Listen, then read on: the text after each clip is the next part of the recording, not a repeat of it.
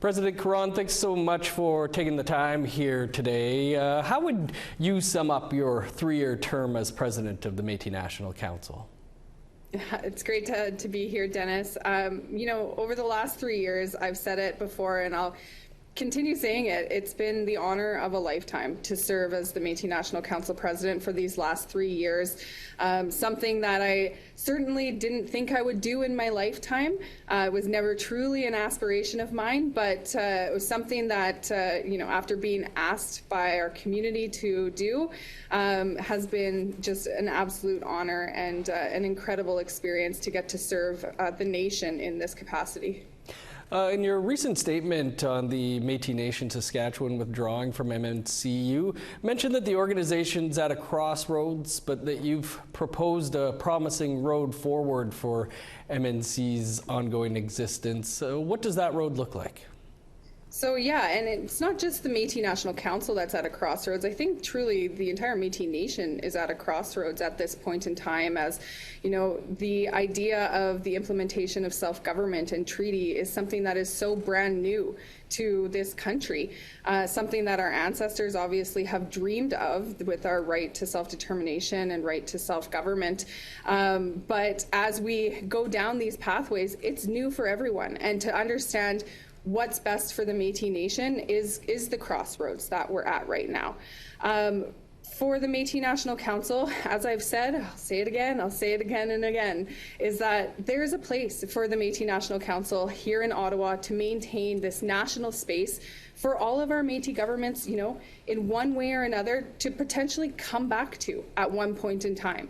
Right now is not the time for some of our leaders who want to be a part of the Métis National Council, but to have a national Indigenous body here in Ottawa to make sure that we're advocating for our Métis citizens, our Métis communities with the federal government, and even on the international level, is critically important for the Métis Nation.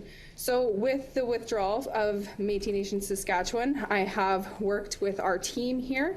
We went through this 3 years ago, the day before my election, when the Manitoba Métis Federation withdrew, and I learned a lot of lessons through that. That was a big change for the Métis National Council, and applying those lessons to drawing out what the pathway forward is.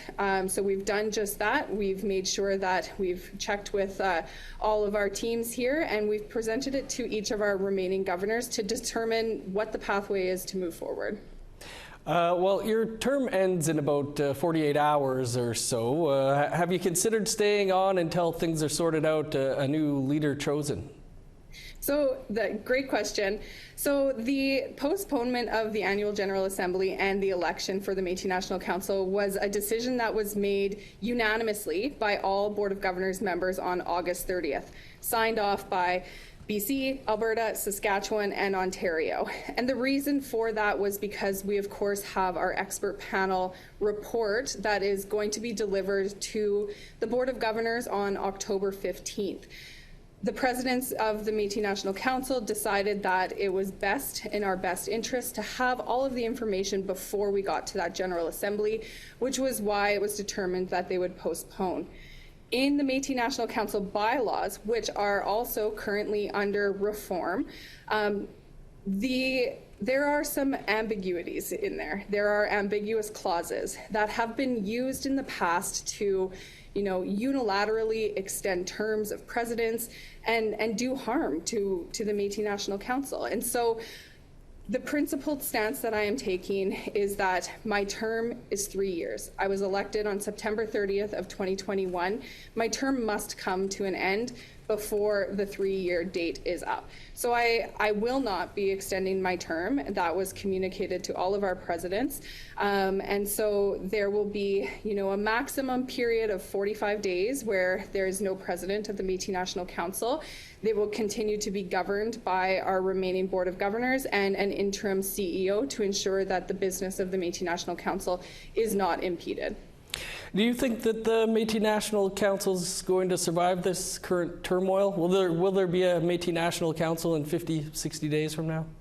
There is an absolute viable pathway to allow the Métis National Council to remain as a legal organization in good standing with the Articles and the Act. and we continue to want to move forward in that way. Ultimately, like I say, I presented a pathway to our governors when the Manitoba Métis Federation withdrew. We remained strong for these last 3 years. With the withdrawal of Métis Nation Saskatchewan, I've once again presented a strong pathway forward, and it will be the determination of the remaining governors to decide what happens. President Caron, we'll leave it there, but do appreciate you taking some time and wishing you all the best with parenthood. Thank you so much, Dennis.